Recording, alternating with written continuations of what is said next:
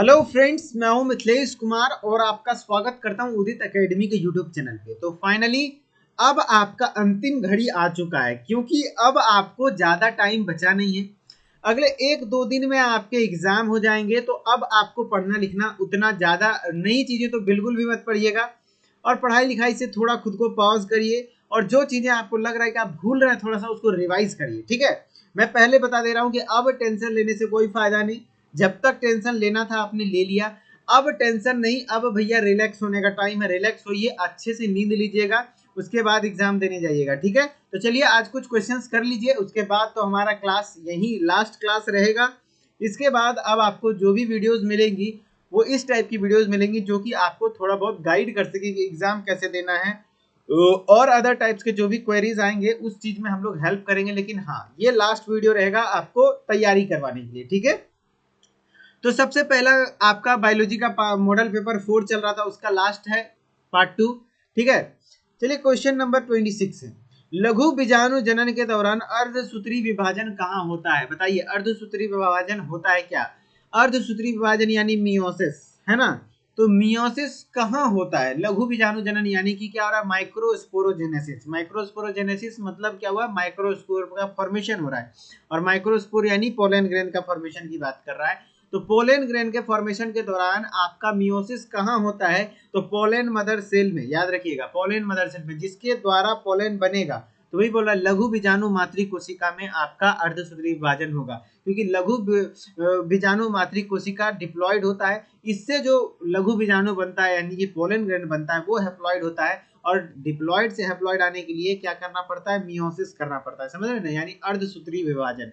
Okay, next है, leukaemia किसका cancer है? ल्यूकीमिया जो है वो किसका कैंसर है ना?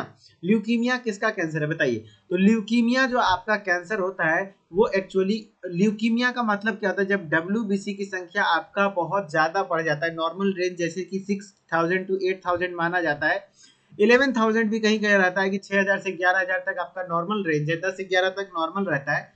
तो ये नॉर्मल कंडीशन है। हमारे सीबीसी यानी कंप्लीट ब्लड काउंट के रिपोर्ट में आप जब देखेंगे तो इतना होता ही होता है, इसके बीच में ही रहता है। लेकिन अगर जो मान लीजिए 70-80 हजार डब्ल्यूबीसी हो गया तो उस कंडीशन को हम लोग ब्लड कैंसर कहते हैं, जो कि ल्यूकीमिया का नाम कहलाता है। ल्यूकीमिया ये हमारा क्या कहलाता है बच्चा? ब्लड कैंसर कहलाता है। क्या कहलाता है? ब्लड कैंसर कहलाता है। तो आंसर क्या हो जाएगा? ल्यूकीमिया में आपका ब्लड हो जाएगा। ल्यूकीमिया में किसका कैंसर होता है? ब्लड का कैंसर होता है। ठीक है, क्योंकि डब्ल्यूबीसी कहाँ पाया जाता है? ब्लड में ही।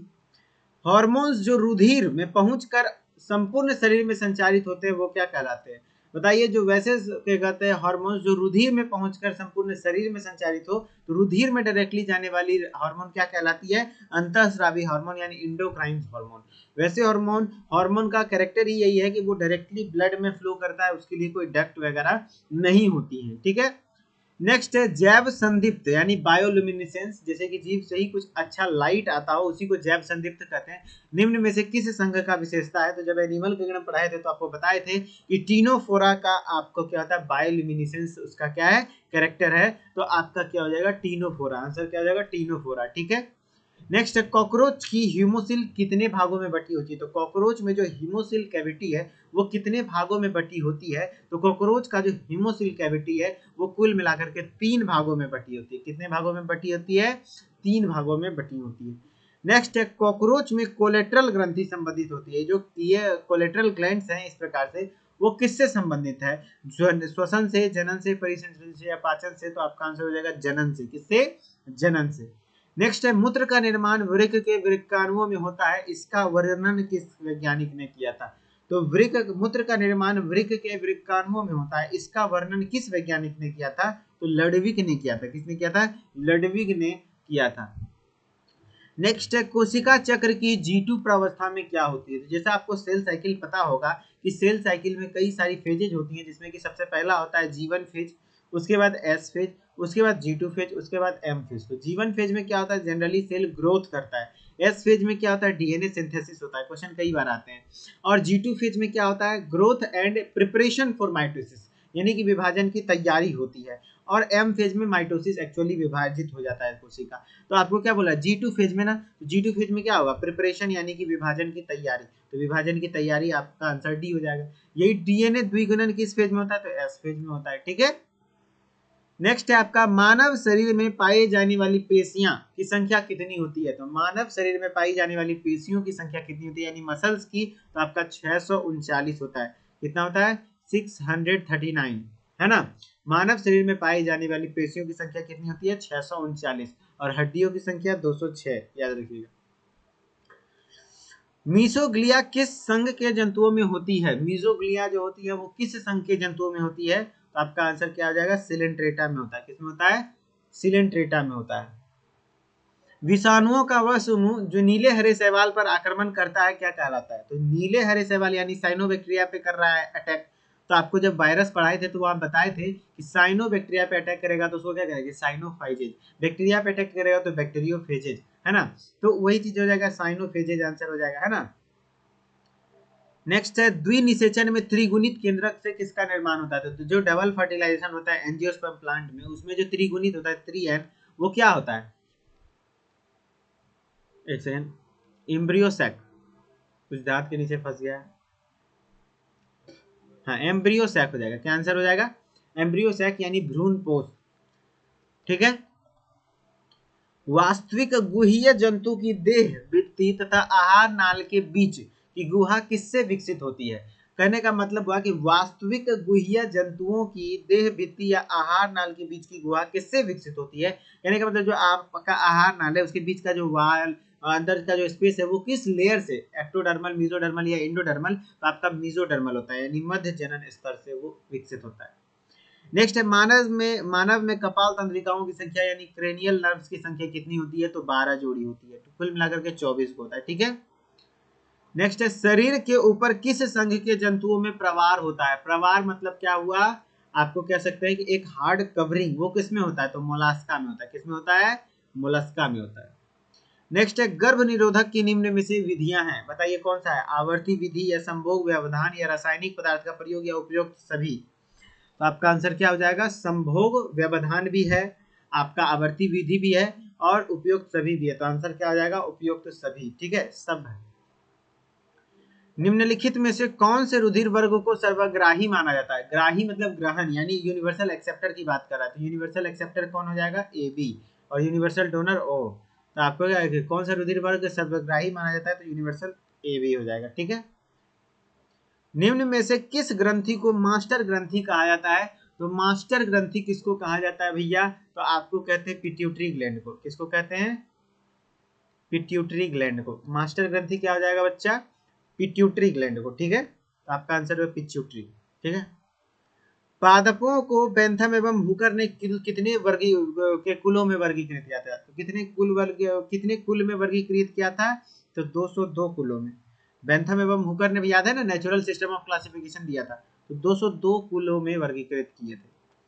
कैंसर रोग के कारकों को क्या कहते हैं। तो कैंसर रोग के कारकों को कार्सिनोजेंस कहते हैं। क्या कहते हैं, कार्सिनोजेनस कहते हैं। एलिजा का पूरा नाम क्या होता है। तो एलिजा का पूरा नाम हमें बता, एलिजा टेस्ट है, किसके लिए टेस्ट है बताइए, एड्स के लिए, है ना। एड्स किस कारण से होता है, तो एचआईवी के कारण होता है।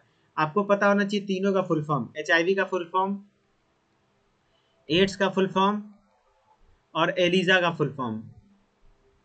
तो एड्स, एचआईवी का full form human immunodeficiency virus, AIDS का फुल फॉर्म होता है एक्वायर्ड इम्यूनोडेफिशिएंसी वायरस सिंड्रोम, और एलिजा का होता है एंजाइम लिंक्ड इम्यूनोसॉर्बेंट एसे। तो देखिए एंजाइम लिंक्ड इम्यूनोसॉर्बेंट एसे, तो पहला ही ऑप्शन हो जाएगा। ठीक है, नेक्स्ट है 5 जगत वर्गीकरण में प्रोकैरियोटिक जीवों को किस जगत में स्थान मिला। तो 5 किंगडम सिस्टम ऑफ क्लासिफिकेशन में जो प्रोकैरियोटिक जीव होते हैं, यानी कि प्रोकैरियोटिक ऑर्गेनिजम्स, उसको किस में मिला था, तो मोनेरा में मिला था। किस में मिला था, मोनेरा में। ओके,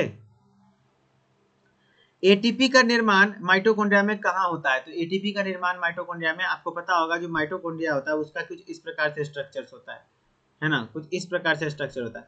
आउटर कवरिंग या इनर कवरिंग, इनर कवरिंग में आपको अगर इनर कवरिंग को जूम करके देखिएगा माइक्रोस्कोप में, तो वहां पे इस तरीके से कुछ दिखेंगे। इसको हम लोग एफ नोड कहते हैं, इसको हम लोग F1 पार्टिकल कहते हैं। तो एक्चुअली एटीपी का निर्माण F1 पार्टिकल में होता है। ठीक है, तो आंसर क्या हो जाएगा आपका, F1 कणों में। आलू, अदरक, अगेव, ब्रायोफाइलम तथा जलकुंभी में पाए जाने वाले कायिक प्रवर्धनों का ठीक क्रम है। आलू में क्या आई बर्ड के द्वारा होता है, तो आंख। अदरक में के कहते प्रकंद हो जाएगा। ऑप्शन नंबर सी देख लीजिए, आलू में आंख, अदरक में प्रकंद। मैं कहूंगा याद करके चले जाइए, कहीं एक आध भी पूछ सकता है। अगेव में बल्बिल होता है। ब्रायोफाइलम में आपका पर्ण कलिका होता है, लीफ बर्ड। जलकुंभी में आपका भूस्थारिका होता है, जिसको हम लोग इकोर्निया पिसिटा कहते हैं, जलकुंभी को, है ना। ऑफसेट इसको इंग्लिश में कहते हैं। तो आंसर हो जाएगा सी। क्या आ जाएगा, सी। रेड डाटा पुस्तक में आंकड़े होते हैं। रेड डाटा पुस्तक में कौन सा आंकड़ा लिखा जाता है, वैसा जो कि अभी एक्सटिंक्ट होने वाला है, संकटमयी में है, तो वैसे को, तो संकटमयी जातियों को लिखा जाता है। ठीक है, चलिए इसी तरीके से आपका क्लास एंड रहा आज का। और आप लोगों को किसी प्रकार का कोई वीडियो चाहिए, नोटिफिकेशन चाहिए, इन्फॉर्मेशन चाहिए, तो बताते रहिएगा। हम लोग आपको जब तक कॉलेज नहीं मिल जाता तब तक आपके साथ हैं, कोई दिक्कत वाली बात नहीं। अच्छे से पढ़ते रहिए, सबका सिलेक्शन होगा, जितने लोग मन से पढ़ रहे हैं सबका होगा। ठीक है, चलिए मिलते हैं नेक्स्ट वीडियो में, तब तक के लिए धन्यवाद। Okay, bye bye.